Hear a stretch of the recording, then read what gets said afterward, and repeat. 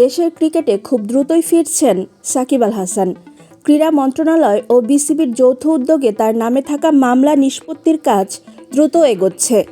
বুধবার ৪ মার্চ দুপুরে কক্সবাজার আন্তর্জাতিক ক্রিকেট স্টেডিয়ামে এই তথ্য জানান বিসিবি পরিচালক আসিফ আকবর।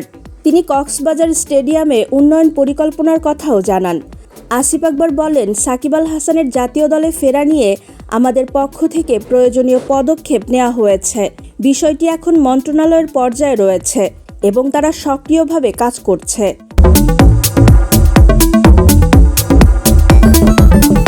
পাশাপাশি বিসিবির লিগ্যাল টিমও কাজ করছে যাতে তার আইনগত জটিলতাগুলো দ্রুত সমাধান করা যায়। আমরা খুবই আশাবাদী, অল্প সময়ের মধ্যেই সাকিবকে আবার বাংলাদেশের ক্রিকেটে দেখতে পাবো। সরকার পরিবর্তনের পর সাবেক টাইগার অধিনায়কের জাতীয় দলে প্রত্যাবর্তন নিয়ে নীতি নির্ধারণী মহলে জোরে সোরে আলোচনা চলছে। বিসিবি পরিচালক নিশ্চিত করেছেন, সাকিবের প্রত্যাবর্তনের প্রক্রিয়া অনেক দূর এগিয়েছে এবং ভক্তরা খুব শীঘ্রই তাকে মাঠে ফিরতে দেখবেন।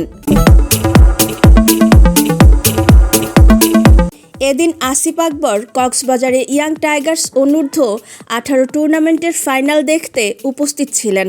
ফাইনালে রাজশাহী দল ঢাকার বিপক্ষে ইনিংস ব্যবধানে চ্যাম্পিয়ন হয়েছে। এ নিয়ে মুগ্ধতা প্রকাশ করেন বিসিবির গেম ডেভেলপমেন্ট কমিটির প্রোগ্রাম কোঅর্ডিনেটর হাবিবুল বাশার। তিনি জানান, বয়সভিত্তিক কার্যক্রমের আওতায় অনূর্ধ্ব 14, অনূর্ধ্ব 16 ও অনূর্ধ্ব 18 পর্যায়ে সারা দেশের জেলা ও বিভাগ মিলিয়ে নিয়মিত টুর্নামেন্ট আয়োজন করা হয়। এবারের অনূর্ধ্ব 18 প্রতিযোগিতাটি ছিল জাতীয় রাউন্ড।